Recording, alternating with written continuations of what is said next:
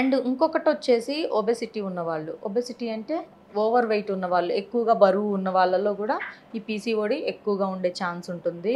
And irregular period and thyroid issues ఎక్కువగా ఉన్నా కూడా ఈ ప్రాబ్లం ఉండే ఛాన్స్ అనేది ఉంటుంది. By birth juvenile diabetic issue ఉంటుంది కొంతమందికి. అంటే టైప్ 1 డయాబెటిక్ కిందకే కన్సిడర్ చేయాలి. సో ఈ జువైనల్ డయాబెటిక్ ని కూడా. సో ఈ ఇష్యూ ఉన్న వాళ్ళకి కూడా కొంతమందికి పీసీఓడి ఉన్నట్లుగా మనం చూసాము. అంటే జీన్స్ పరంగా వచ్చే ఛాన్స్ ఉంటుందా మేడం ఇది? కొంతమందికి, అందరికీ కాదు.